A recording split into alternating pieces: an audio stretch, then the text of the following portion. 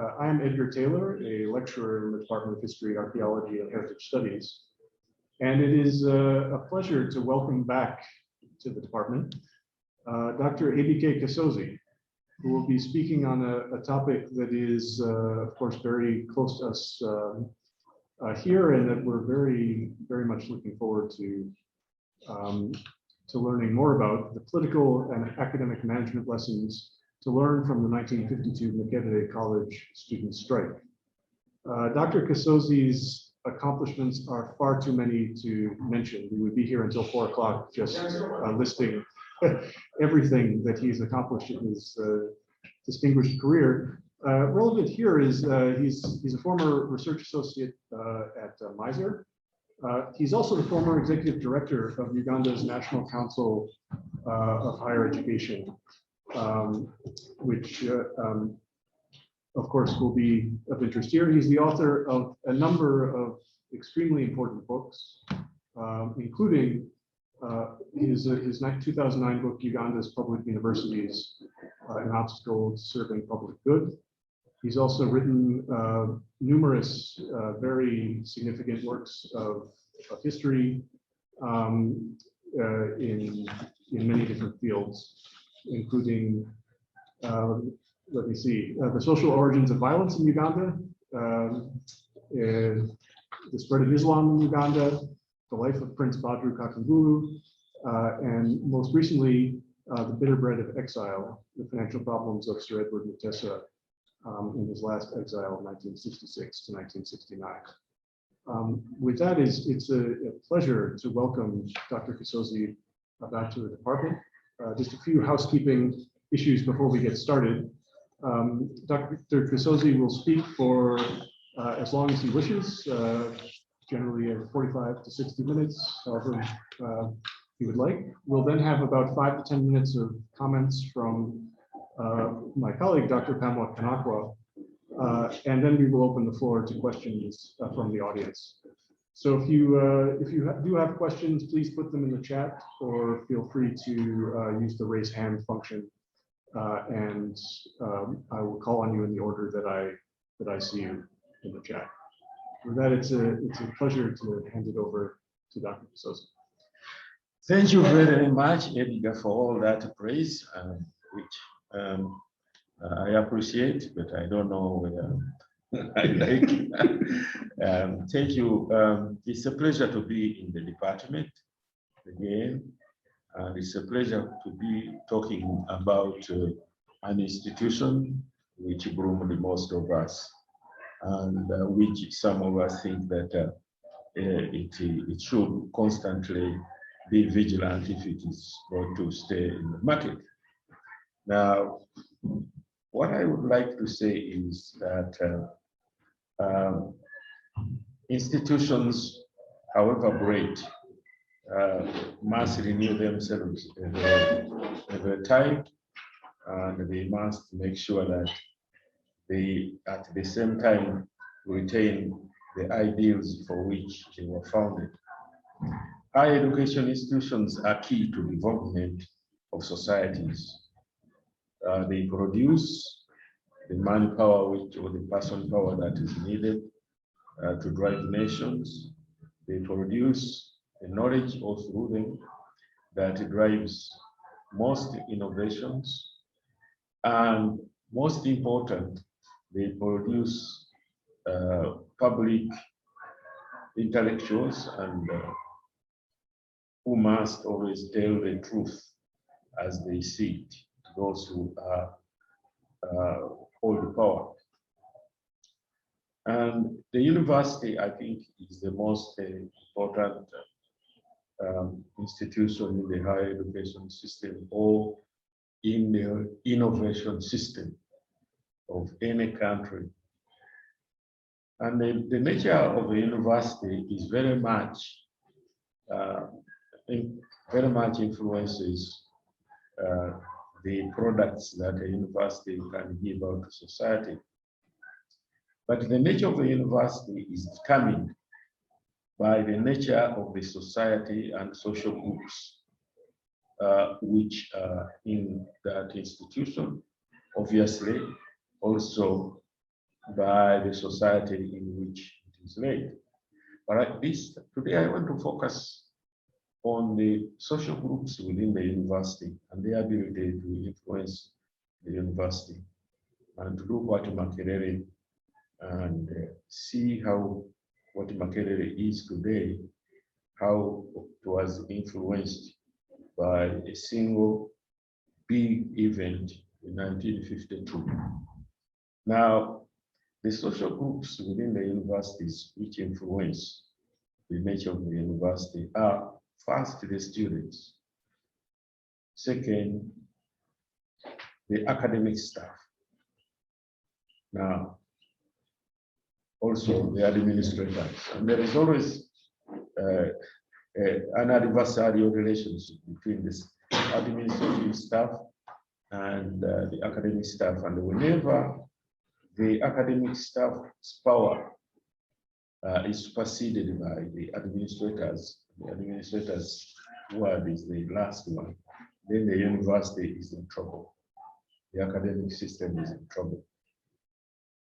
So these normally influence, these social groups influence the university system. The aim of today's discussion, therefore, is to explore the influence of students and student actions on nature of the Makerere by taking one single incident. We can take very many and looking at it and see how it influences the nature of the current Makerere University. By the way, before I go forward, there are two books that have been published this week, this month. One of them, I thought Andrea would come. Andrea is the editor, together with the top of this book. Quite a very good book. I've read it. And there's another book which she's not here, which Oloko Nyang edited. So there are two books on Makerere, which I think we should all read. Now, as I say, a study of the first major student strike at Makerere gives us several lessons concerning the relationship between society and higher education institutions. Now, while society influences the behavior of these institutions, of universities and the students, the reverse is also the case. This paper, therefore, aims not only to review the impact of the 1952 Makerere Students Strike on how institutions of higher learning in Uganda have been managed, but also the long-lasting political and higher education management lessons we've learned from the strike.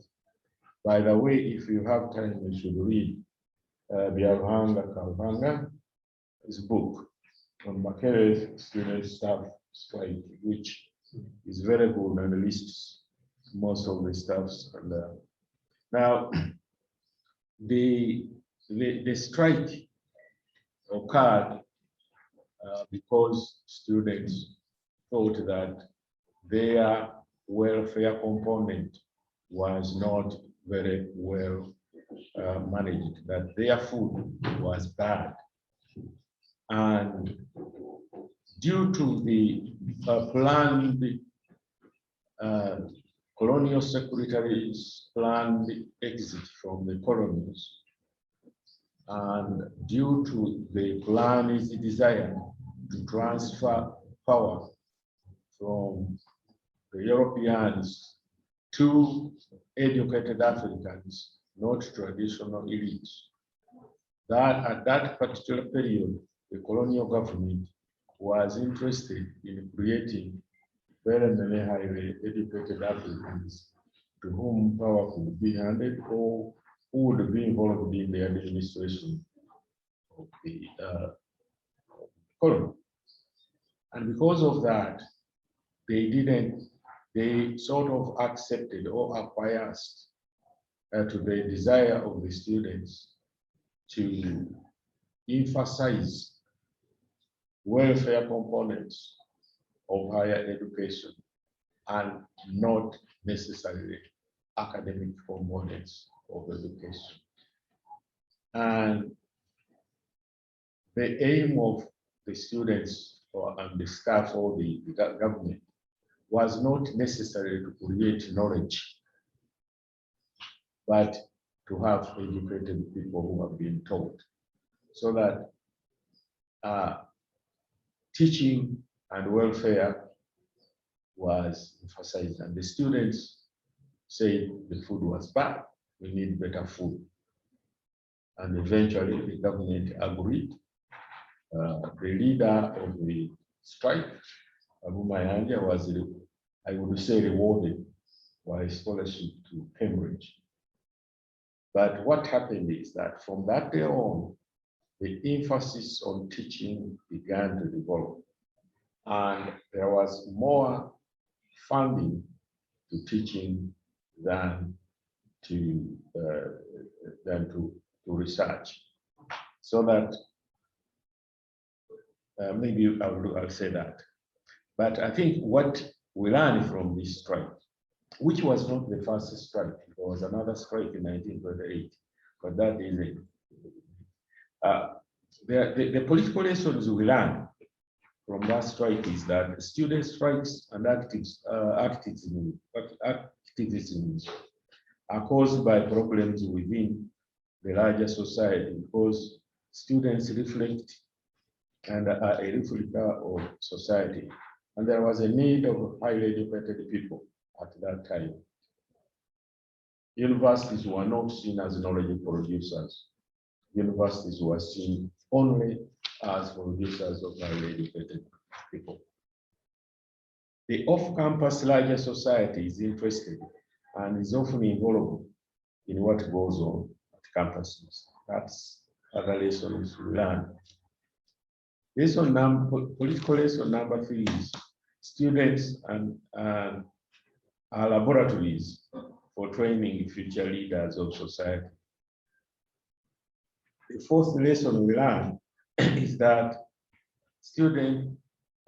leaders of student strikes are influenced by external sources of power and information they rarely share with the masses of students they lead into strike actions. Other students normally don't know what is going on, but the students know, and they often don't tell them. 5th, student strike and activism have contributed to the improvement of democratic behavior on campuses and the general societies in which institutions of higher learning are located. Lastly, number 6, student strikes and activism were widely spread in Africa during the period between 1980 and 2000 because of the political problems Africa endured during that period. Virtually the financial institutions or the finances of most African countries collapsed or had collapsed within that period. And the World Bank came in to support the African countries, insisting that they had to go neoliberal. So the political lessons to learn is that student actions not only influence society, but also society influences their actions. But more so, student actions influence the way and nature of their own institution more than actually many people think. It's not only the teachers, the professors, and the rulers, but student actions. And this is seen even today, that students rarely strike when they are told badly. They may do, but you touch their welfare components and you're in trouble. Okay, the second area to look at is the way higher education institutions managed students influence the ways of the management. The 1952 Makerere Students Strike redefined the role of students from merely being receivers of orders to participants in the management of the institutions.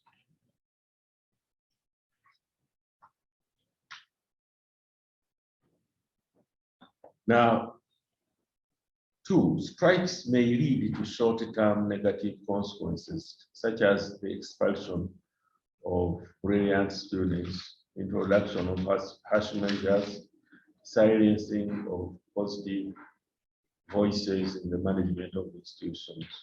That happens. Student strikes, number three, give government excuses to interfere in the management of higher education institutions, to completely change the way institutions are run. So by focusing only on the welfare component of higher education, the 1952 strike influenced the future direction of student demands and the strikes.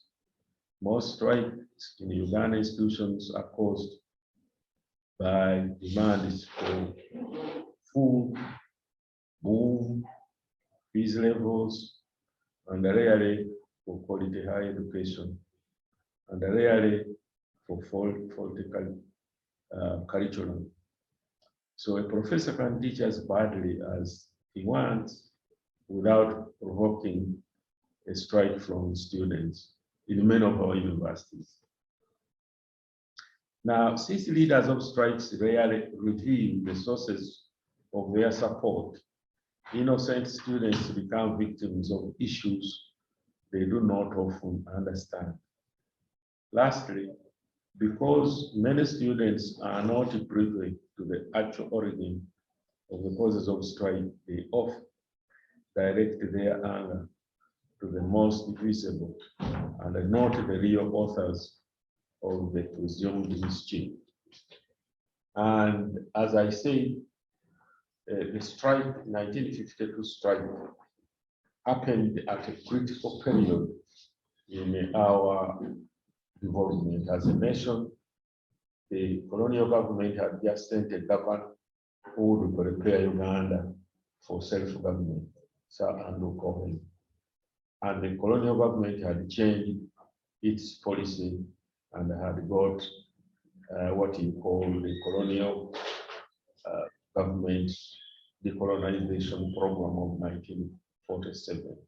And they wanted educated people.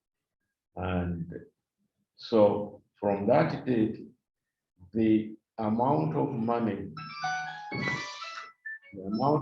spent on the welfare of students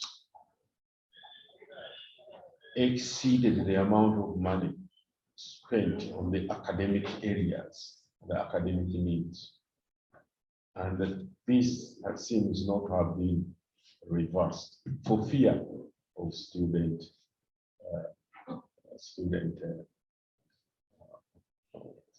fighting. Now, this has had an impact up to now.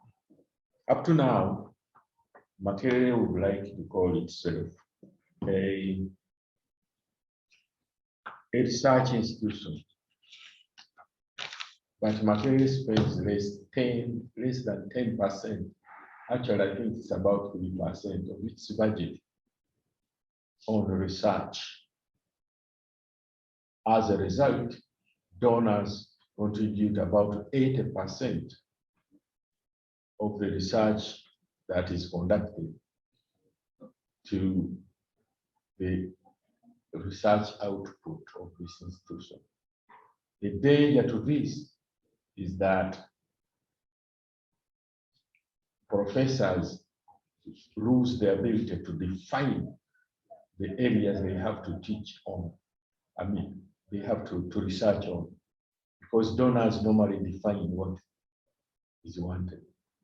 Secondly, what is research is not coordinated throughout the university. There might be a coordinator who knows what is going on, but the plan, there might be researches that are not coordinated.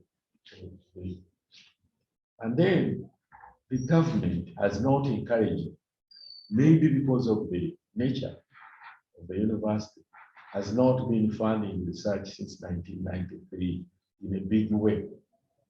I know that there are what you call the presidential initiatives, and they have done research on the cars, and for people to produce a car here in Makerere, when actually only 5% of our roads are tarmacked, and I don't think more than 10% of our people have cars. What I'm saying is that the government actually does not give a grant. It does not allocate research funds. Since 1992, it did not, the government withdrew from training, giving money for training postgraduate students and to create postgraduate students. That individual actions or donors. And that is extremely dangerous because we are not producing the future generation of academics in a systematic way. The other point is Makerere's capacity of producing postgraduates is limited to about 200 PhD students, a very minor percentage of the student body, so that about 90% of the registration are undergraduates. Normally in a research university, some 25% of the registered students or more should be graduates. And the amount of money which is spent on the university. So the focusing on the welfare of the students and the focusing on teaching and are part of the consequences of the influences of the 1952 strike, whereby the university began to focus mainly on the welfare components of students and on teaching rather than research. Now, there's nothing wrong on focusing on teaching. Students should be taught very well. But what is taught should be derived from serious research, so that when it comes to the decolonization of the knowledge, we have knowledge produced locally by our staff. But how can our staff produce knowledge when they actually have to teach in order for the university to earn money from privately sponsored students who outnumber, whose money is far exceeds what the government gives in terms of percentages. So that strike influenced, to me, as far as I can see, the nature of the current university. Makerere University, you could say, is market driven in the sense that a number of students are fee paying, and that a lot of, although the government pays the salaries of staff, a lot of funding is derived from private sources and donors. It's not research driven because the students who are registered are mainly undergraduates. The research is not funded. The only research that you can say the biggest output are donors, and the output of PhD students is about 200 in comparison to so many undergraduates. So what students do today as a component of the university community greatly influences the nature of the university down the road. And this is what happened in the 1952 Makerere Students Strike has influenced the nature of the current university that we know of. You gave me 45 minutes. I don't need them. Thank you very much. Great. Thank you very much, Prof Kasozi, for that thought-provoking presentation. And without any further ado, I'll hand it over to Dr. Kanakwa for her response and discussion. I think you should be able to be heard in the speaker. Let's see if people can hear you. Without a mic.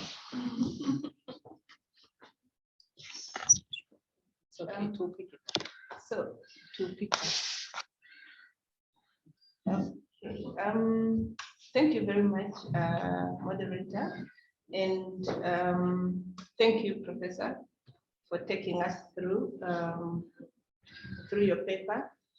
Maybe I should also get confirmation from our colleagues online to confirm that you actually hear me. By way of just posting in the chat, if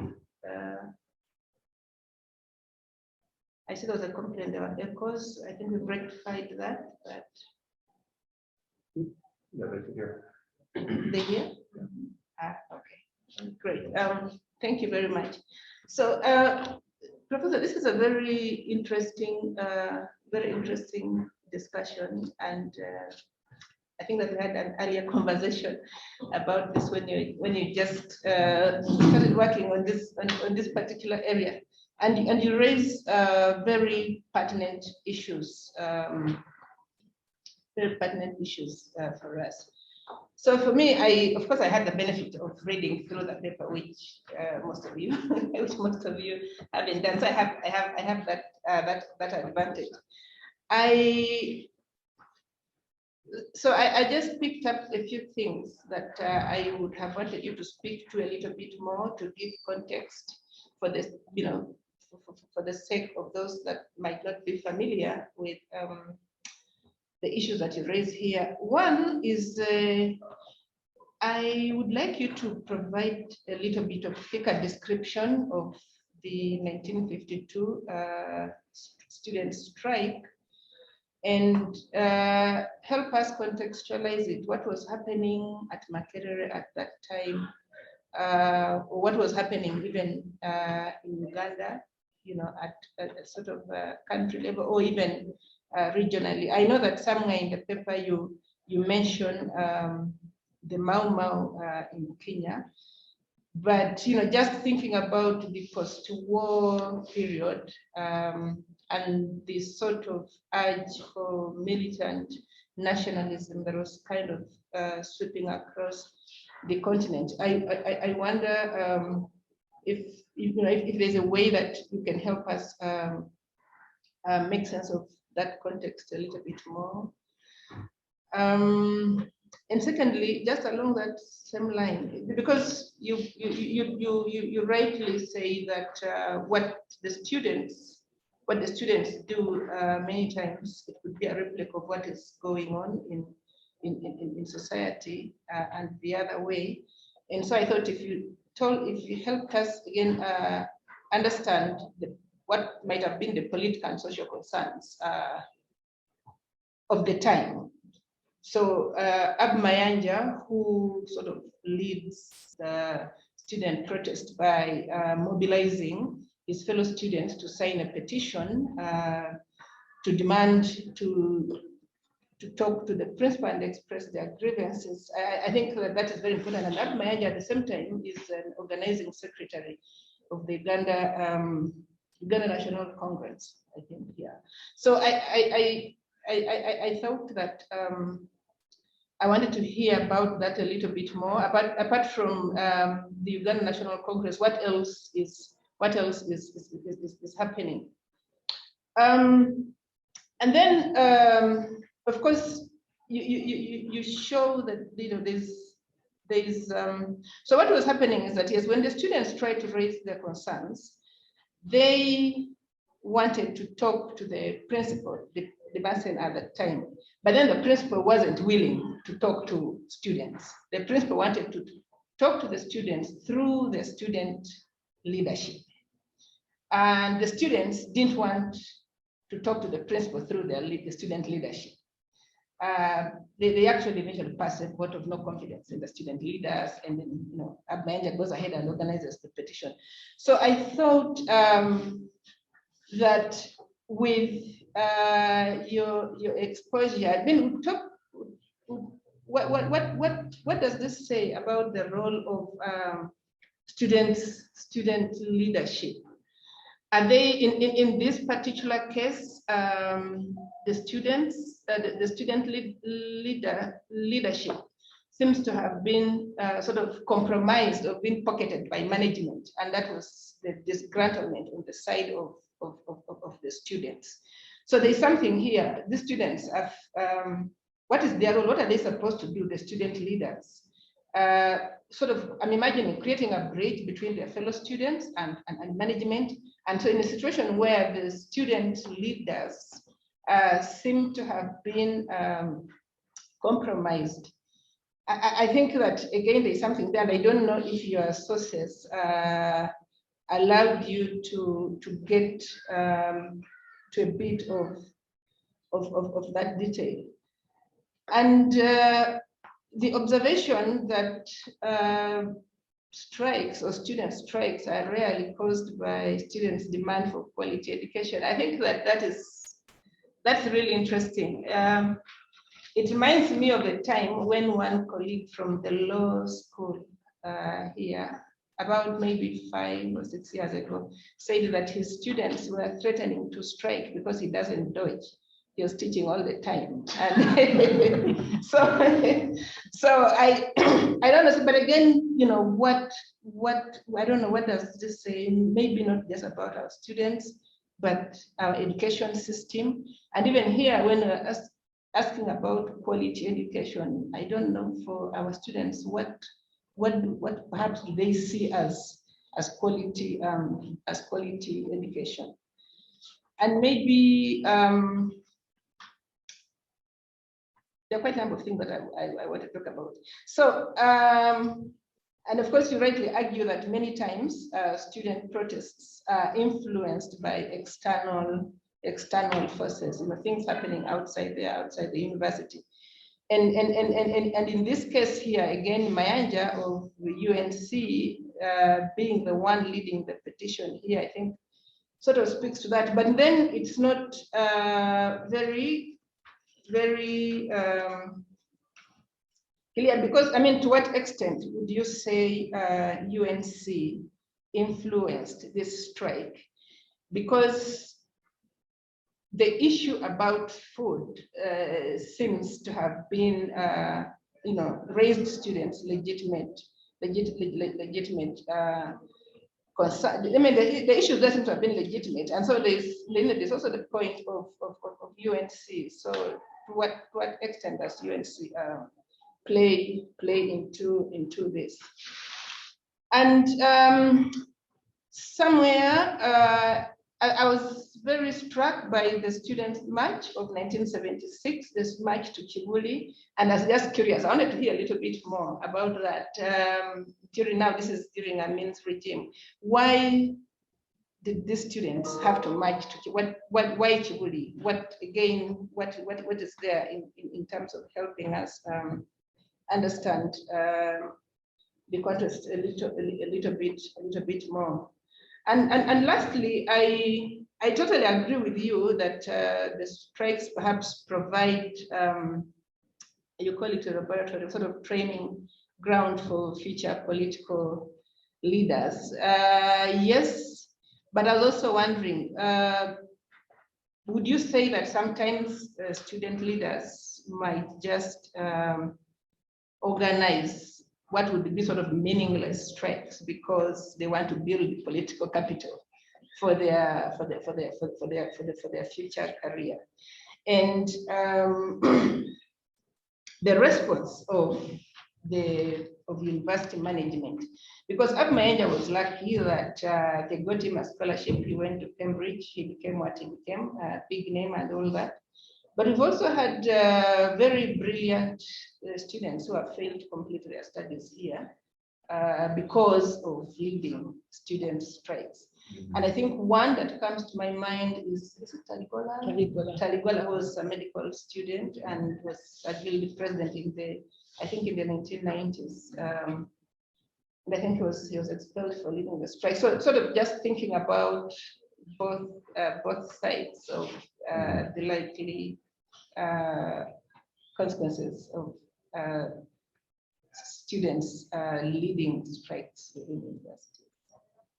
So yes, those are some of the things that I would have wanted to hear a little bit more about. I mean, the work is so interesting. There's so many things that I can bring all of them to the table. All right. Am I to answer?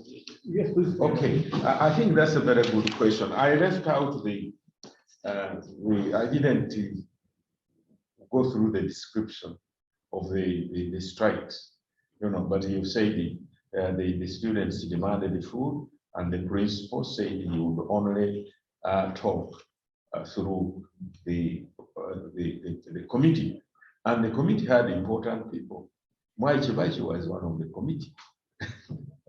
I think so. I might, but he was one of those. The committee member, committee secretary. Yes, the guild. The guild council. The guild council had very important people. But what I realized that most of the people on that council were sons of chiefs, quite different class. Mayanja was the son of a peasant, right? And I'll check, but Mike White and Robert Lee and all these guys were sons of chiefs who really didn't want to disobey the group. What was going on at the time was that in Uganda, instead of 1945, 1949, there were anti-colonial riots. They were actually aimed at Uganda. The Kabaka, they didn't like the Kabaka and his group because they thought he was an agent. And the person who was leading all these riots was Musaz. And the person who was working with Mayanja was Musaz. They were like this. And Mayanja never told his colleagues that the Uganda National Congress is actually influencing him. Later on in life, I interviewed him. He said, yes, Musaz was with me on interstate, right? So you couldn't say. But I think the most important point, which has not come out of the books, but has come out in a number of articles, is that after the Second World War, the colonial government, the British government, realized that they could not hold on to the colonies. And the Labour Party won the elections. And the British Jones, the new secretary, appointed Sir Andrew Cohen as the Undersecretary for African Affairs. And 1947, they actually drew out a master plan to involve Africans in the management of African territories. And if possible, give them self-government. Within a generation, they didn't envisage it would happen very quickly. And so 1947, a dispatch, colonial dispatch was sent to all colonies to make district councils democratic. So democratic councils were created, And in Uganda, actually, the local government ordinance, I can't remember the date, was part, 49 or somewhere, was part of that. And then Cohen comes to Uganda, and Cohen tries the Basen here. And Cohen himself said that there was no political motivation in his own handwriting on the strike. And he made the Basen, and Cohen concluded, and I have his letter. It will come. I'll finish the manuscript on the life of Mayanja, saying that the students had a point, but they presented it badly. And then, for one reason or the other, Cohen met Mayanja. Mayanja and Musaz went to see Cohen, and he was very impressed. And so Mayanja, when Mayanja went to the Kabaka, and the Kabaka spoke to Cohen, and Cohen spoke to the Basil that he should give him a scholarship. The strike was justified. The students were getting bad food. And in Carol Sishanan's book, the Basil in 1970 says that the food was bad. And he also told Karanja, who was one of those expelled, that the food was piggish. It's not good. So there are a lot of issues happening here. And so the strike was simple to many of the students, bad food. Because you see, how do you give people from all over East Africa and give them matoke and rumoni?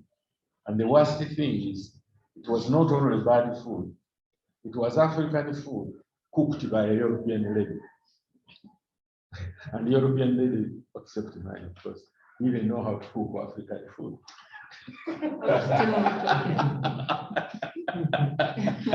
Couldn't cook African food at that time, right? And so the food was actually bad. And that's why the governor came to the conclusion that, okay, they had a point, Mayanja should get a scholarship in the best of universities. Now, Mayanja had done very well when at school certificate he was the first student, I think, to get aggregated 6 out of 6 at Ugodo. And when he came here, he got the governor's prize after the preliminary 2 years. So he was quite very brilliant. And the Department of History, Department of Geography, didn't want to lose him. So they all campaigned to say, this boy must go there, right? So there was change. The British had realized that their power in Africa had to come to an end. But before that, during the governorship of Anthony Hall, the colonial administration was very conservative and was not willing to give way. And the report that was produced after these riots, when Governor Hall was in power, were very conservative, saying crush African patriots, whatever. They called them agitators. Yeah. And actually Hall did not serve Uganda well, because the people who had experience, all these guys who participated, the Molinas, the Musazis, the Oras, all of them were exiled into Karamoja. So that a vacuum, a political vacuum, or groups of people who had not participated in politics, who had participated in politics, were not there when the colonial government changed from Hall to Cohen. These people were frightened as well. So there was political change going on. And so he demanded good food, and the Bansen yielded to their demands and gave them European food. None of you were here up to 1970, but we ate in style when I was a student here. So they moved the high table. There was a high table. Okay, every morning we were given sausages, bread and butter. We ate fillet steak for dinner. So it was not about having the matoke nicely prepared. The matoke was forgot about the matoke now. it was abolished. It was literally abolished from the dining hall. It was European high class food, and this was of course continued up to 1970. That's when the money couldn't carry it. So I think the student leadership at the time were mainly sons of chiefs, right? Whether from Kenya, Uganda, anybody who reached here was children of chiefs. Mayanja went to Woodrow by scholarship, was a peasant, went by scholarship. Okay, then students don't strike for bad education. I think there we have to do more work, but I've not experienced it. To what extent was the Uganda National Congress involved? As I told you, Mayanja admitted that Musazi was being briefed privately, and he was influenced because Musazi had been one of those who had been exiled to Karamoja. He didn't want to come out very much. The 1976 March to Kibuli, I was a staff here. It was one of those natural reactions. The army people were battering the universities very much, coming in, beating our students, and one of the shot, somebody called it Serwanga was shot at one there by a policeman or a soldier. And the students were so appalled that they marched to his father's house. His father was a teacher at Kibuli Secondary School. So they went there to say, to pay condolences. And they planned it, and it was one of the greatest things I've ever seen during a mixed period for the whole university to go. And I mean, somehow knew when they had reached the doctor, and he said, I understand, leave them. And we were left to march at Kibuli. And there was no reprisal. But later on, Amini was out of the country, and we had a vice chancellor who didn't have enough.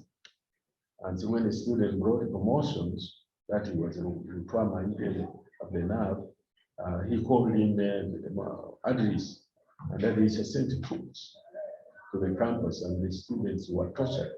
We didn't get any, the international newspaper said many students were killed, but our survey didn't show any students killed, but there were many students here. That was not a strike because it was not contemplated. It was an instant reaction. Yeah. And I think we are hanging in his book, not a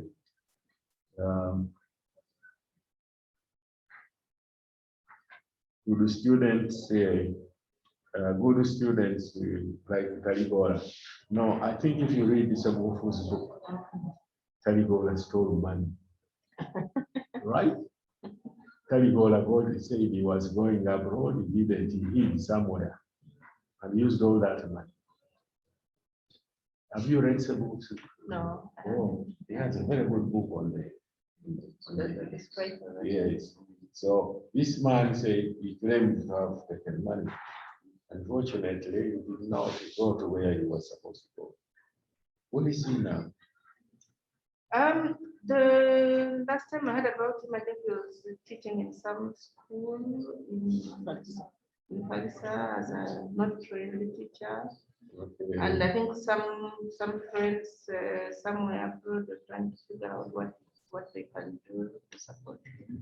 But there's also Galogiso, it looks expelled.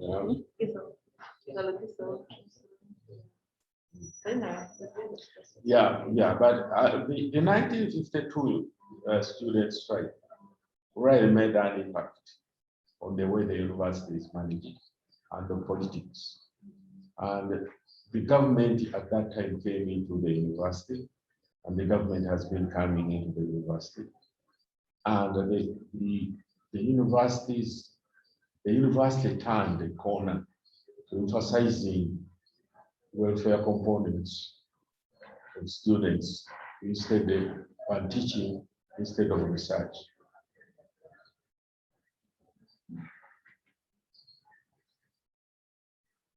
And that gives us the current university we have. Makerere is a teaching university. Makerere is not a research university.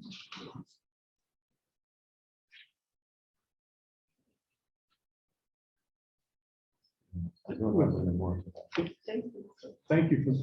So we will open up the floor to our audience. Both we have a number of colleagues in the room, but also on Zoom. So if you have a question, please just type it in the chat or use the raise hand function. I can see that Nakamike Musisi has written that she was part of the 1976 strike. Oh, I don't know if she wants to tell us anything about. I think she should. We'll say, tell her we really want to hear her voice. Nakamike, do you want to tell us more or? No, I greet you all. You know, it's so early here. It's 6 o'clock in the morning. But I do remember, you know, like the strike, but I didn't go all the way up to Kibuli because, you know, like as I was in Mary Stewart, and then we did our demonstration around there used to be a faculty of commerce, you know, like which is, you know, like I think now the names have changed, and then we went through the university small gate, and there were more army people. So some of us, particularly I think girls, we couldn't, you know, like cross Wandegea to go to Kibuli. So the boys, mostly the boys, you know, like made it to Kibuli, and for us, I think we stayed around the small gate. So I was part of that. And yeah, I'll post maybe like I have done a podcast on it, and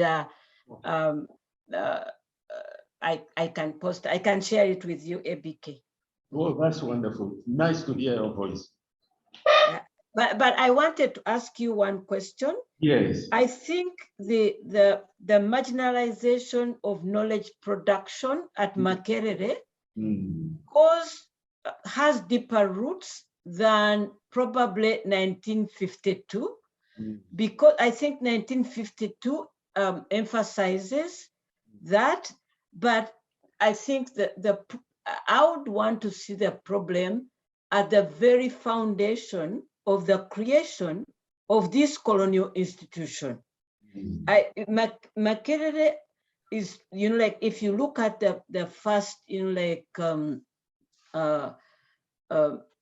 units that were created, they were for creation of labor, you know, like they were teaching, you know, like instruction for labor, you know, like, but not to produce Africans who think and can produce knowledge, research, you know, like, so like the 1952, they are already there, they are already cast, and the World Bank funding all over, you know, like you know, like all through the 1960s to the era of structural adjustment, you know, like the collapse of our African economies, that already marginalizes higher education, you know, at the time of independence, where we could have said, now we are going to put, since the beginning of our colonial, you know, like higher education, you know, like since we started our higher education, we are going to develop higher education institutions. The World Bank only funded infrastructural development, roads, hospitals, you know, like all those Obote, you know, like schools, what we used to call Harambe, you know, like we used to call them Harambe schools in the 60s, you know, like the hospitals and and so on. So like, even at a time when our leaders are coming in and are going to reverse it, they don't reverse it. We just continue. And I think structural adjustment and now the neoliberal, age that we are living in has made it even worse. But I really enjoyed the talk. Thank you very much. And I liked, your association of Ab-Mayanja, or location of Ab-Mayanja within, the class struggle that, that had already started, or appeared in the 40s. So by the beginning of the 1950s, this struggle is not over. It's a continuation of the Musazi, the Kivu, the Mliras,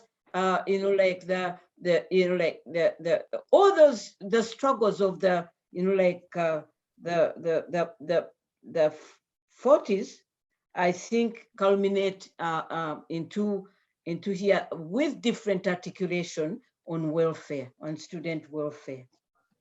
But thank you very much. And Pamela, it's so nice to see you, and Edgar and everybody else.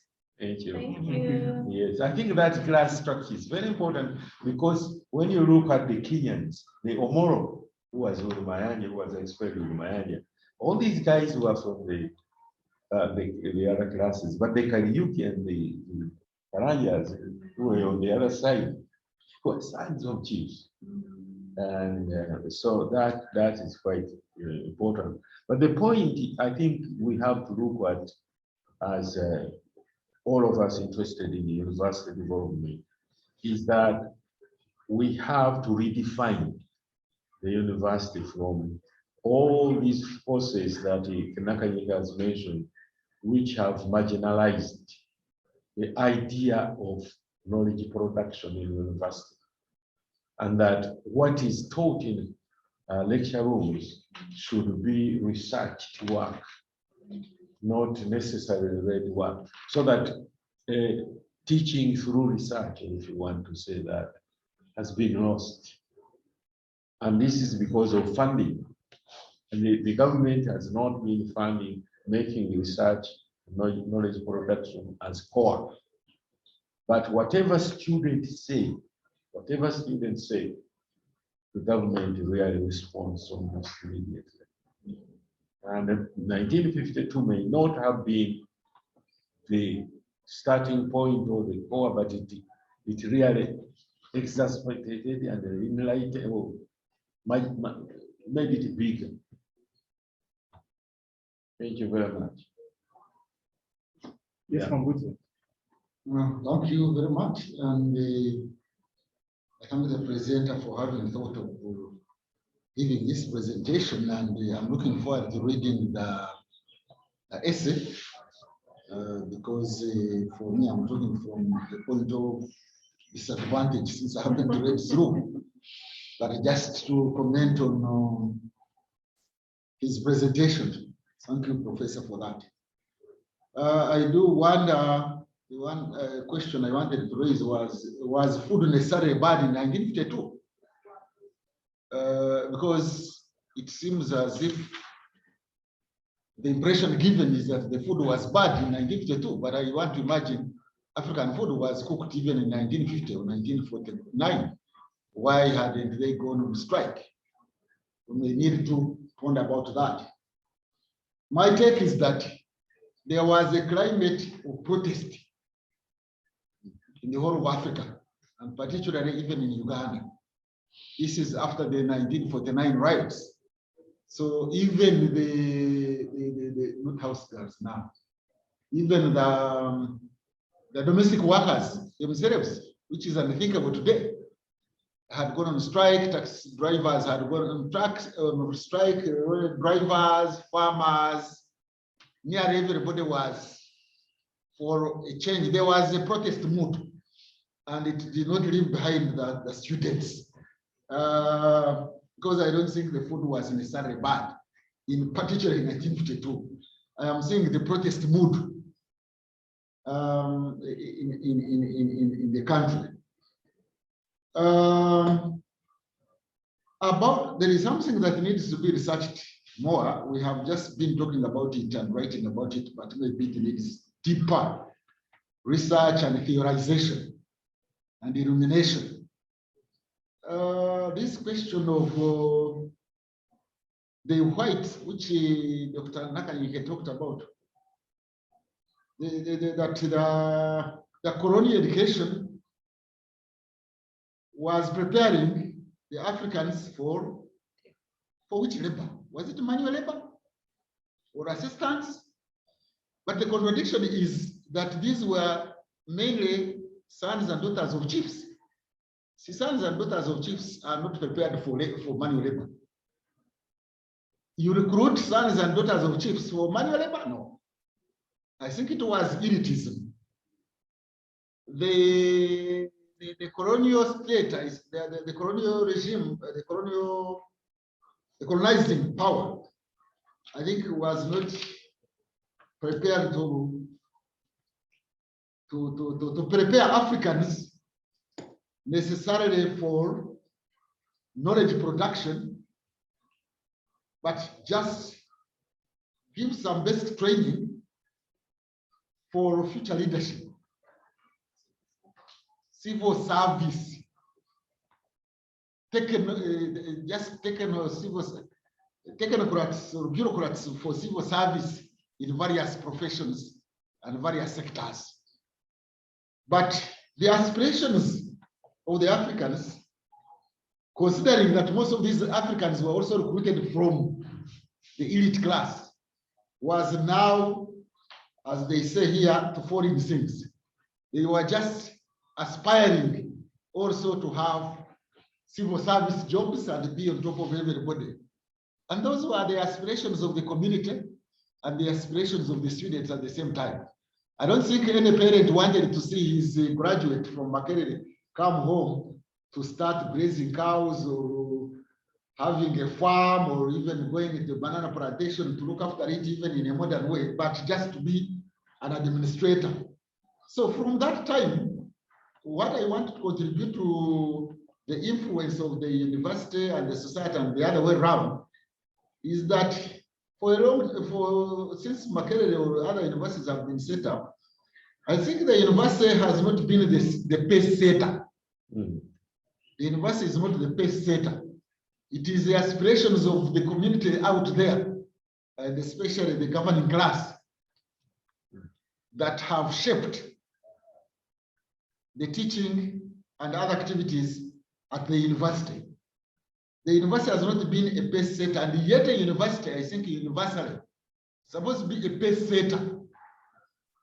Intellectual input should be shaping the growth of society in a certain direction, and sometimes to challenge the status quo or to challenge the standards of the day or the establishment.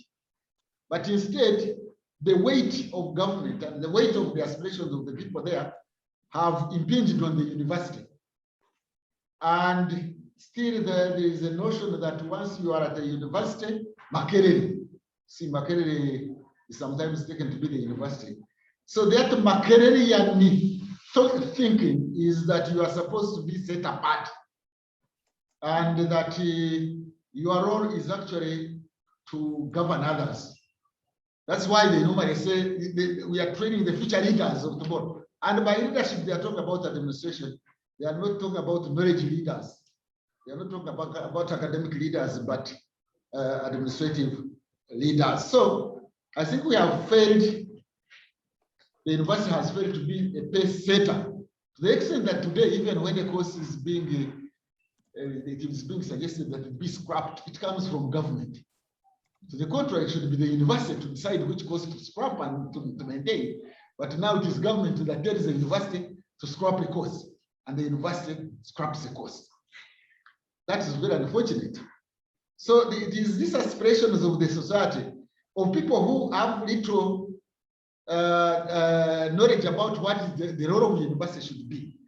The role of the university, as Professor has rightly pointed out, should be production of knowledge and the production of knowledge. But here we just reproduce knowledge. We just read other people's writings and then we just reproduce them. So I think the teaching to change from Makerere being a pure teaching university to be a research-led university needs serious thought and needs courage. Not very many Ugandans are courageous. I'm afraid that's my assessment, which might be wrong. There are not very many Ugandans who have been courageous. I don't know where our courage went to put our stamp down and say, no, the university should be the pace setter. And we want the university to run like this and we put our stamp down. But that has not been the case. It has just the university administration and management and intellectual leadership here has been to be always politically correct. They always want to be politically correct. Sanja kuna mchezo. It was graphically put by the vice chancellor, who actually said, Sanja kuna mchezo also. So that means the university has not been a pace setter, and I think it should be, and effort should go along this way. Maybe your paper should have enough publicity so that we know that it is time the university became a center for production of knowledge, not reproduction of knowledge, or just training educated people in quotes. Educated people here means you have both degrees. You have a degree, you have 2, you have 3, and therefore you are educated and you are elitist, and it is not guided. Our education also has not been guided by, it has been largely teaching conformism, teaching silence, to conform to the standards of this elitism and chiefs, and many of those who came from the peasant backgrounds were also aspiring actually to also be elites. I don't know about Abu Mayanja, you are writing about him, but I can make a passing comment here. Is that he say his peasant background, he seems to be reading progressive ideas and progressive aspirations, but he participated in rigging the elections in 1962. Right. When he was the chairman of the Electoral Commission of Uganda. Right. Yeah, correct. Reading in favor of establishment, not reading in favor of progressive change. No. So we have a challenge and we need to think about these issues more seriously. And me now, I'm leaving the academic bit of it, but I'm still active somewhere, at least as a public intellectual. I would like to see how we fit into this one. And we become, universities and intellectuals become pace setters rather than the other way around and dancing to the tunes of the people there. But we should also not be aspiring to also fall into things. Yeah. Falling into things like you people fell into things and you were eating sausages. You know, that is what people wanted, and they started eating sausages. And they kept quiet. Do we know an alternative? At least for me, I didn't eat sausages. I was eating cold power. We used to eat very cold potatoes for bread in the morning here in Lumumba. Thank you. Yeah. Yeah, thank you very much.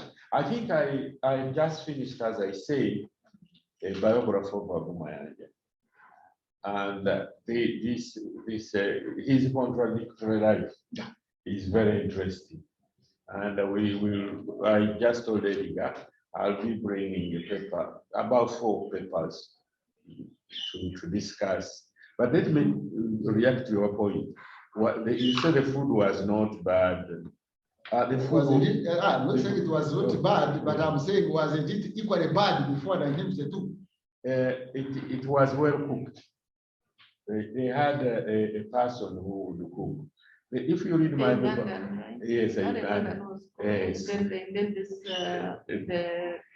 other woman yes, came in. She had been working in Kenya where she was in charge of preparing yes, food for Yes, she didn't know how to cook And then she was preparing African matoke. food. Oh, She was European. She had been cooking for Europeans, and then she was how hired. many students were there? You mean one person was cooking? 207. 250 students for the whole She university. was actually supervised. Still, those are many. Like there are secondary schools with 250 students, but Yes. there is not one cook. She was.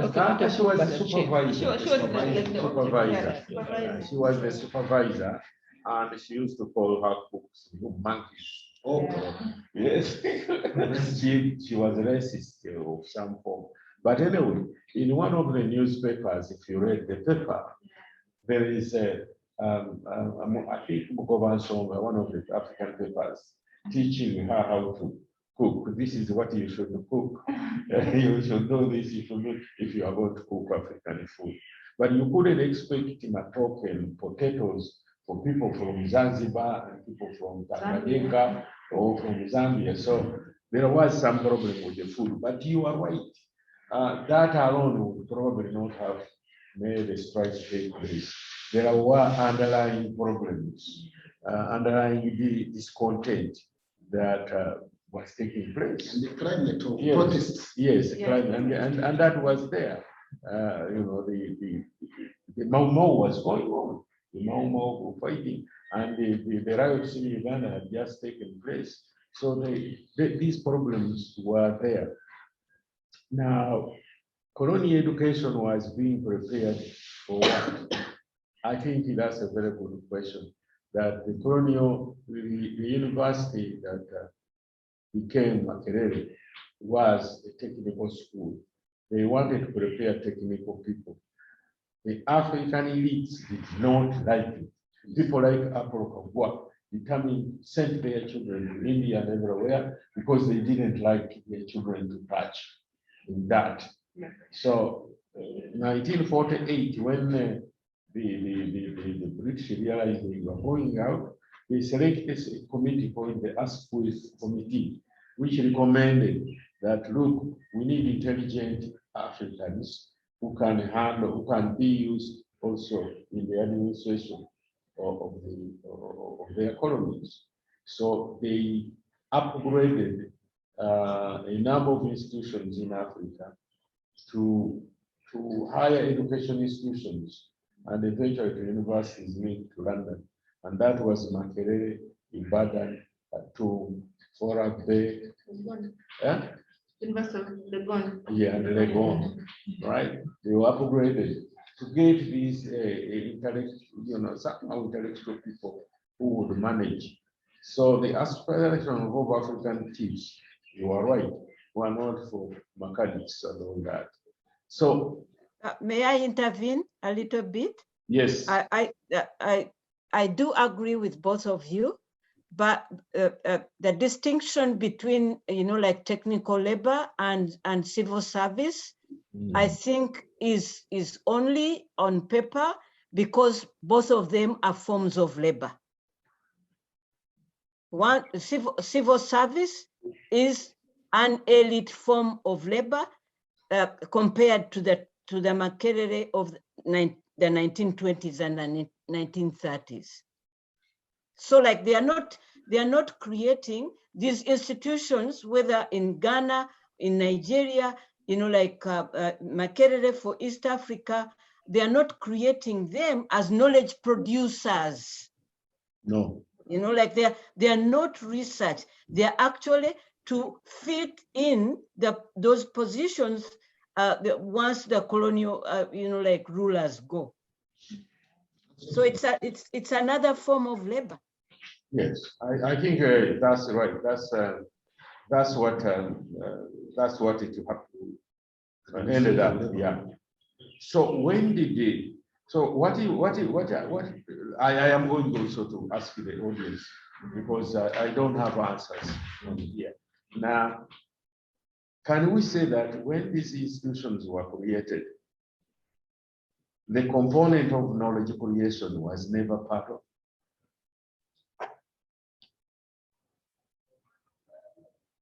I think the component was there, but I do not know how much it was emphasized because there was But when you read a number of official documents about that time, they talk about conducting research, but more, I think, to understand the different aspects of society within the respective colonies. Yes. So, and of course, initially, even in terms of the curriculum, what is being taught and all that, the focus is not really on, it's not really No, but what I remember is the Asquith report included the research as one of the aims of finding these institutions of higher learning. Yeah. Secondly, the colonial governments funded the research. Yes, there was the welfare fund. Yeah, they funded the research through the university grants committees. So in the 60s and when the colonial were just winding up, these grants committees had a very big allocation of research money to the university, and members of staff could apply for research. So much as they didn't intend to these institutions for knowledge creation, there was a fund. And what has killed research and knowledge creation is not that the government has said don't do research, but the government just stopped funding research. The universities are not funded for research. And that has killed it. 1992, the government gave out a statement that it will not fund graduate students unless they are tied to civil service jobs. And once you kill graduate training, initially you are also killing research. Could we also argue that the reason the government stops funding research is partly because developed countries start a foreign policy of giving out scholarships and taking up the responsibility from government? And so the government relegates it, because if you think of, for example, even the 1990s or even earlier, a lot of scholarships were being given to the very well, mainly students who performed very well in university. Yeah, they are being taken away. I mean, even when you look at the 1952, I don't think they were taking Abu Mayanja only because he was brilliant. It was a way of diverting. Oh no, there was no, that's not correct. Because it was very difficult to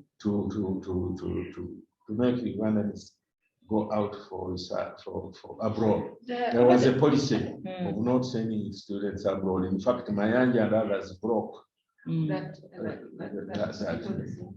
But when you think of subsequently of the early 1960s, when Kennedy gets presidency, or even when he's advocating for presidency, we see a massive airlifts of students.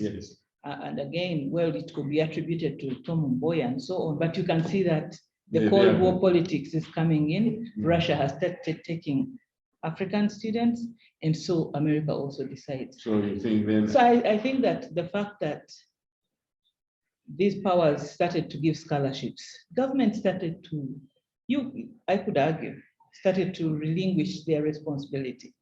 Because even now, when you think about it, the university still has money for research, it does. But you are capable of getting that money, especially if you're studying in outside countries, where you already have funding from a scholarship. Right. You get it faster. So it's because someone takes responsibility and says, I'll do this, and the government says, okay, it's fine. So I would argue that the presence of scholarships has greatly diminished government's responsibility to fund its own research in the country. My take is that it's lack of strategic thinking and strategic planning. It is just haphazard, they do not think strategically and they say, we want to take this country this way, in this direction, and we should even have a research agenda. There is no research agenda even in the university. Research agenda concentrating on this one, looking at the future strategically. There is haphazard doing of things. They say we are teaching, we are doing research. Even when you are doing research, we simply say we are doing research. But with which research agenda? So I think it is a question of planning and organization that needs to be infused in, so that even the nature of research is also directed towards a certain direction. But if we are directionless and we say we are studying, we are teaching at the university, you can see universities are starting, we are starting anyhow, which one wants to start, and say which course can attract more students and more money, then you start it, which one does not, you spend a lot on it, you drop that one. What is no strategic planning and thinking. Most of these universities have dropped courses because they think they are more expensive to run. So you go for that one, where you can maximize profits. And as Professor said, it is just marketization. I have gone to some of these universities, they have dropped courses because they think that course, when you are running it, it is more expensive. You go for the one which is cheap, you go for the one which excites students. And so that research is also likely to be like that. It's something which is emotionally appealing and is sometimes influenced by the climate out there. But to go back to what I pointed out earlier on, the university needs to be a pace setter. It needs space, to be allowed space to be a pace setter by the administration, by the government, and by society, so that they can guide strategically where to go. But this needs intellectual administration or academic administration. If the administrators are also just, they are administrators, they are teaching for education, as Professor says, yes, we are educating. Educating for what purpose? Which direction? Which norms? Which norms are guiding our education system, and which strategic thinking is guiding us? So that's why critical thinking is not featuring anywhere. I had always advocated, together with the late Manahewa, to begin a university course, university-wide service course of critical thinking, because every course needs critical thinking.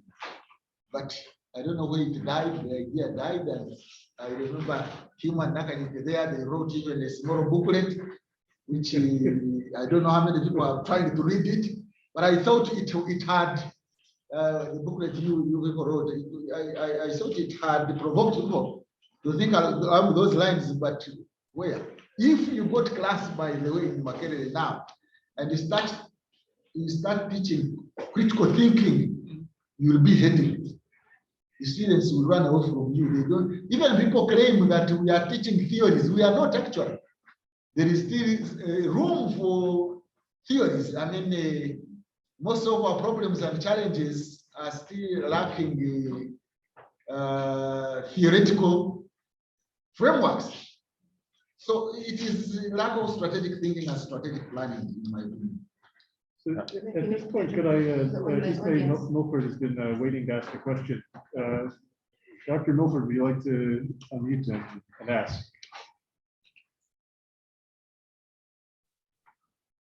Hi, thank you very much, Professor, for that excellent paper. The strike and its broader impact and broader political context is also something I have been thinking about and writing about. I wanted to ask what your impression is of the broader impact of the strike on the education system, especially, for example, in elite secondary schools, where there were also frequent strikes during this period. I'd also be grateful if perhaps, Edgar, you could put in the chat the two books that that were mentioned at the beginning. Thank you very much.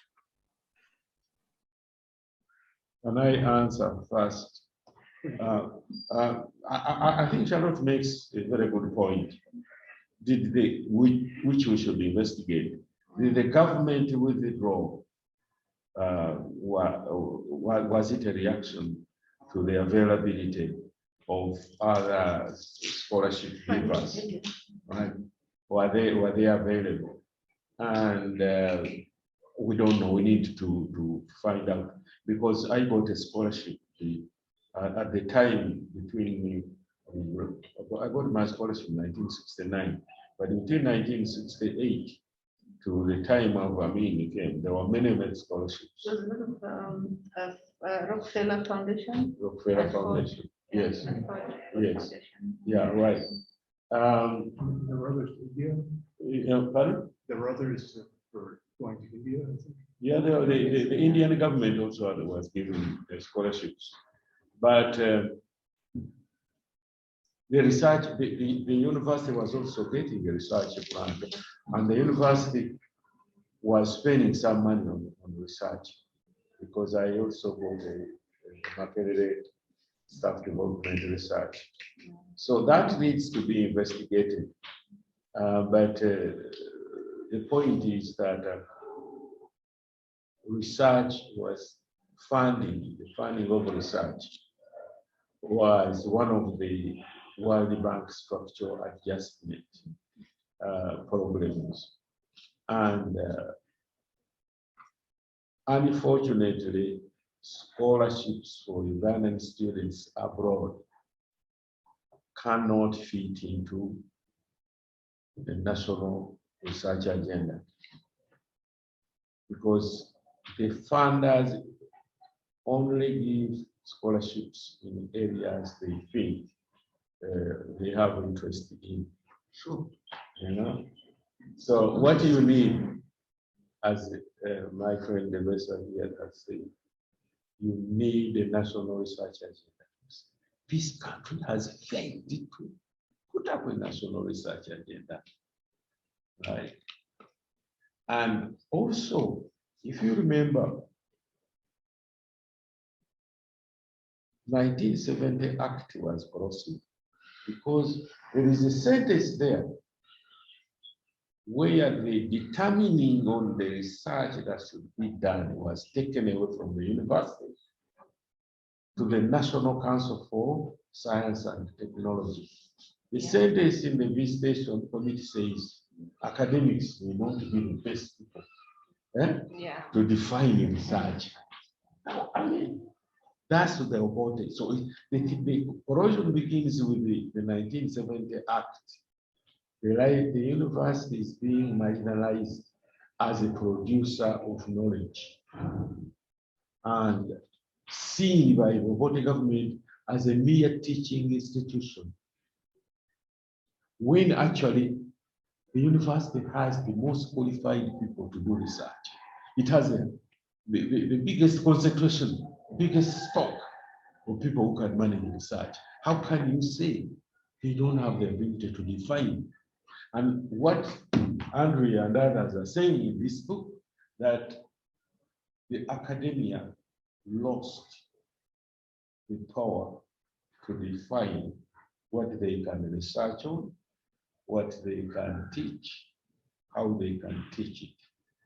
And therefore, in the Messiah's words, the university cannot be a pacemaker if it is not committed to be the definer. But then the university must recreate itself. To recreate itself, it must be able to train the next generation of academics. And it can only do that when there is, as a process of research, so that staff have people, students doing research. But once research is not funded, as is currently the case, and once there is no research agenda, it becomes very difficult for staff to teach from research.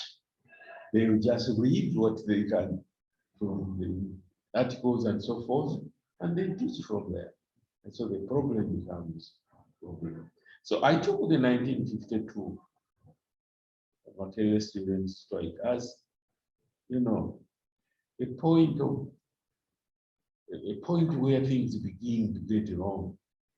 I'm not saying that's when things fell apart, but I think that's as part of where things began to get wrong.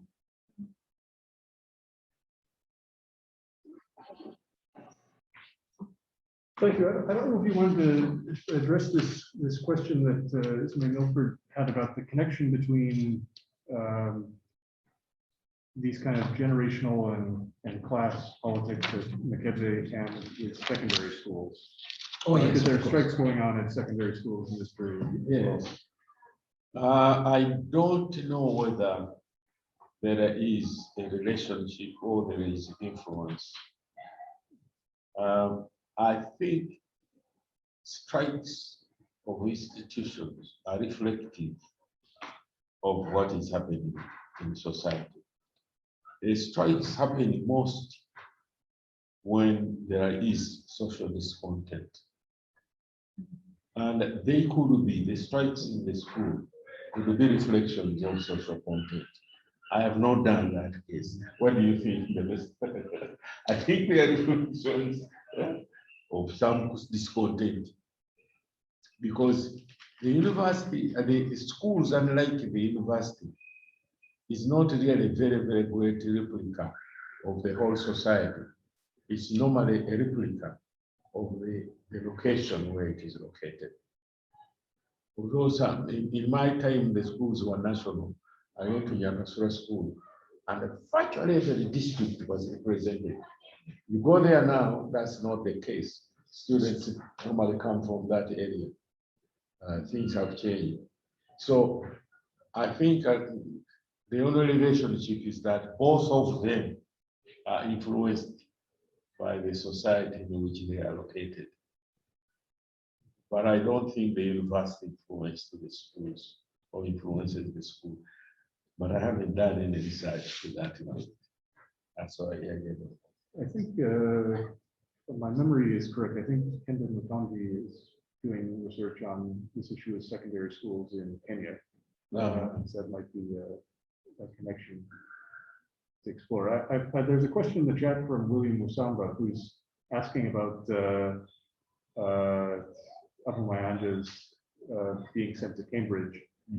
And whether this was, in short, his question is, was this an established colonial mechanism of crushing African anti-colonial thought? And it comes to my mind that often, especially in the later 1950s, when really the nationalism was really the dominant political force amongst graduates, university graduates, many of the most radical activists were coming from Indian universities. John Kakonge, Kunikeva Jinja, Vedanta Sali, and some of the people who at least were perceived to be more, taking it slow, managerial, were educated at British universities or at Makerere. First, do you agree with that assessment? Yes. And yes. secondly, do you think that this was a purposeful political strategy, or was it simply an outcome of the structures that had grown up around colonial paternalism generally? I have a chapter on my just going to Cambridge, but the point was this, that the British wanted to educate Africans in Uganda, and the governor once wrote to this is Governor Hall, that all difficulties and all blocks should be put in the students who want to go abroad. And when Mayanja first wanted to go abroad, he was definitely refused. However, when Mayanja was expelled and the colonial government wanted to give him a scholarship, they said we must hurry so that he's not given a scholarship to go to India or to America, which had actually, America had given him a scholarship, India had given him a scholarship. Not the top man, the secretary, they used to call them the chief secretary, immediately before the committee sat, gave him a scholarship to save Mayanja going to where? To India, because they wanted to influence him. Said, if we don't do it, I will explain to the committee. It's a very, very interesting story. Yes, if we don't give him, he will go and nobody would like that to happen. Okay, then when he was going, they made sure that he's not met by the Labour Party groups. So they worked with Bishop Stewart to receive him at London Heathrow in case he falls in bad hands. And they mentioned we don't want him to meet Azikwe, Seretse Kama. They mentioned all these things. Unfortunately for them, when he arrives, the British Council people who were supposed to meet him didn't come. So somebody from the Labour Party called Peter White comes and receives him. Comes and receives him. And they were disappointed. And the one who owns them, but don't follow it too much. So anyway, Mayanja was a friend of Bishop Stewart. Bishop Stewart gets in touch with him and takes him to a farm very far to work on a farm as he waited to go to Cambridge. But he stayed about 2 weeks with the Bishop Stewart. And the Labour Party, the local Labour Party chairman, was told by Azikwe that Mayanja is there. He would like to speak to the Labour Party, local Labour Party. Luckily for the Stewarts, Mayanja had gone out somewhere. And Mary Stewart told these people, no, this guy is not here, he's going to Switzerland.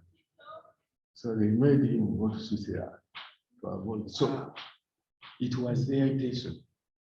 And the bishops who were in it. It's very interesting that Bishop Stewart, the Anglican Bishop of Uganda, became the guardian of Mayanja Muslim, or to save Mayanja's mind. And indeed, as the lesson says, Abu Mayanja, by the time he came back, was a changed man. I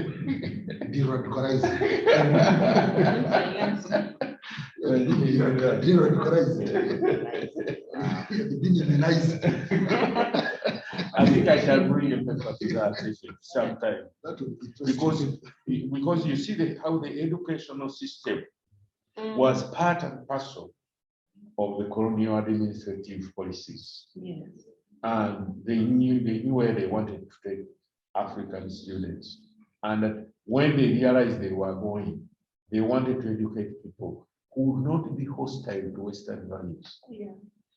And the professor, maybe even the university would be taken to, would be an establishment university. Cambridge.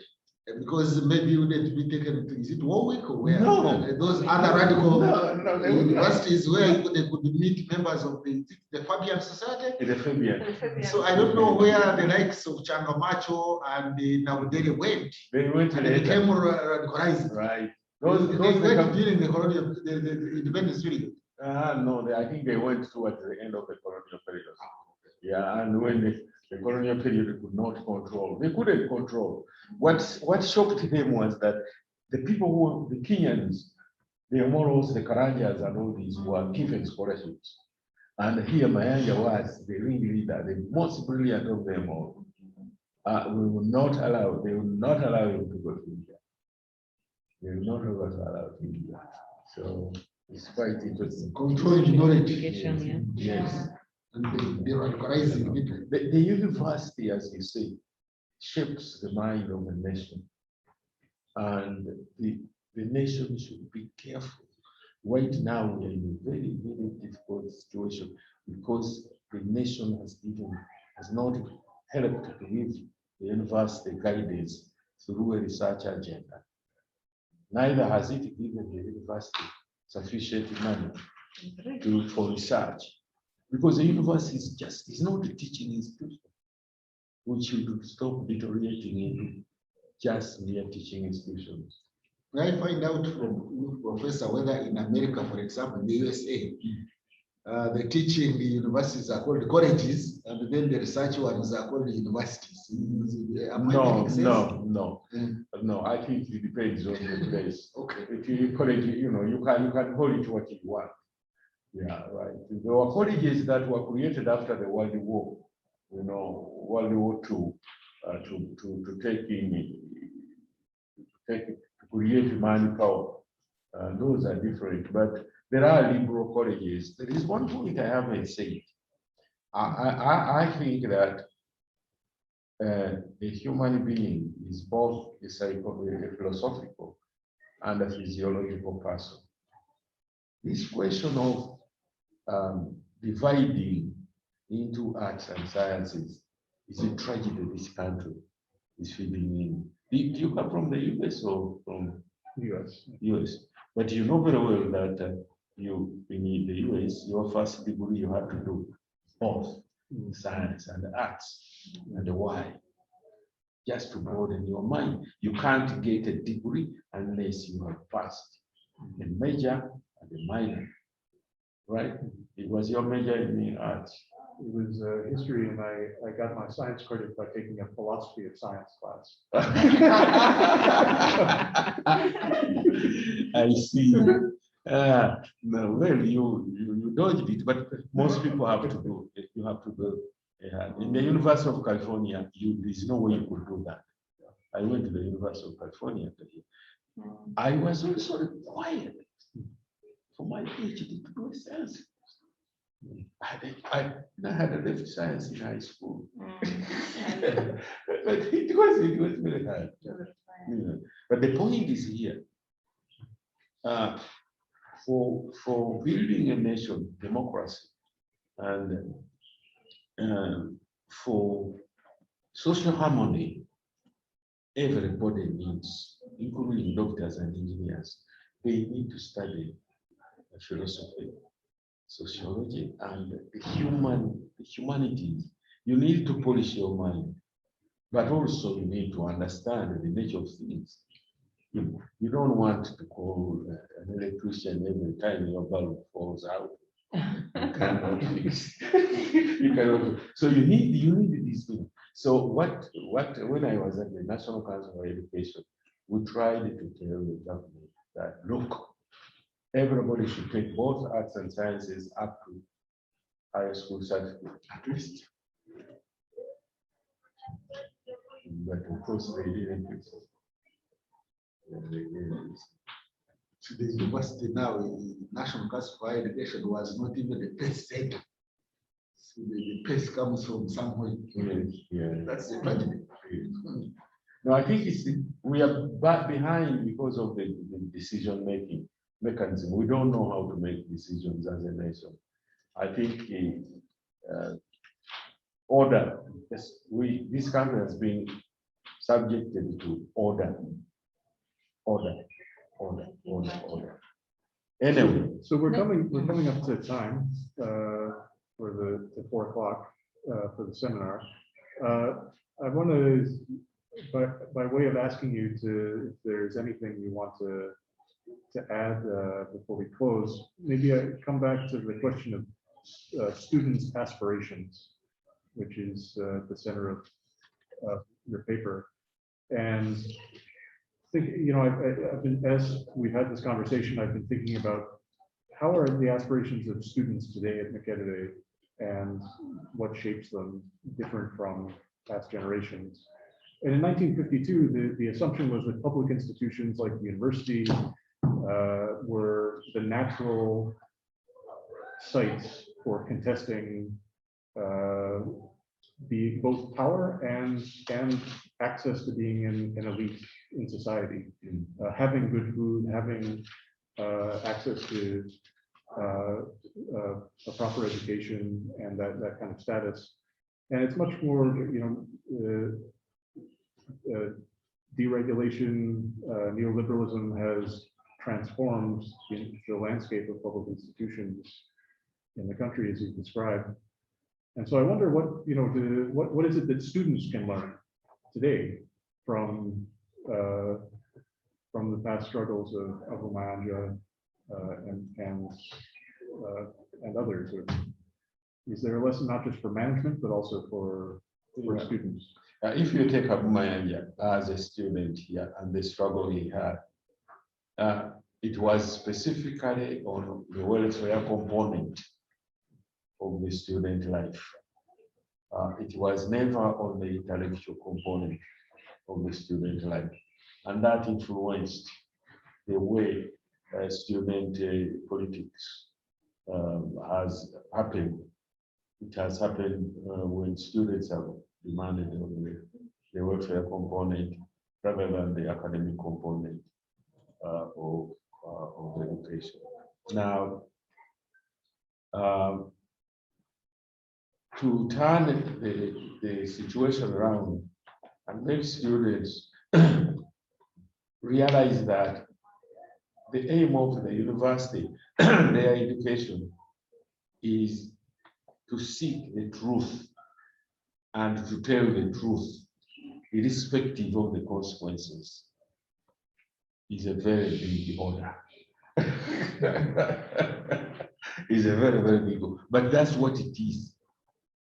The professors should be given the research money to find out the truth, to say that truth even to those who do not want to hear that truth, in science, in humanities, and in every aspect. And therefore, once that is done, then the university is a university. But the emphasis on graduating people who are market driven only and look at the market, you will find you are turning out robots who will obey even what is not correct and obey it and get a job. And that's not good for the long-term development of the nation.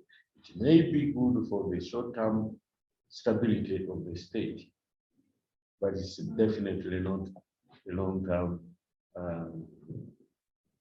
the longer-term strategy. But most important, as my colleagues are saying, we need this state to have a research agenda, because all those scholarships abroad are targeted to your country and they feed into the interests of whoever gives the money. They don't fit into yours. That's why you find that the humanities are not producing a lot of research, because many of the donors, they want to learn about your crops, they want to learn about your soils, about your fish. And so they give a lot of money there in order to be partners.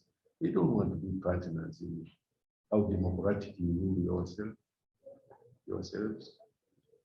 So first we need a research agenda, and the university should fit into that agenda.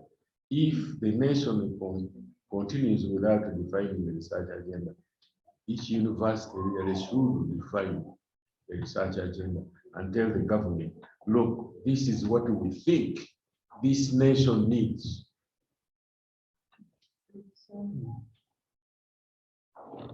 Well, with that, I would like to thank Dr. Kasozi immensely for a very rich discussion on the topic, very, very close to many of us, and giving us many insights and a lot to think with moving forward. So thank you very much, Dr. Kasozi.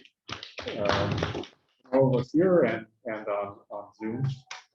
And I would just, before we close, I'll say if you're, we have another seminar coming up on December 8th with Dr. Deo Kanamwanji, also on education. It's on presentation on Catholic education in Uganda since independence, which I would encourage everyone to attend if you found the themes of this talk interesting as well. So stay tuned for that announcement on December 8th, and I look forward to seeing you then. Please stay well, everyone.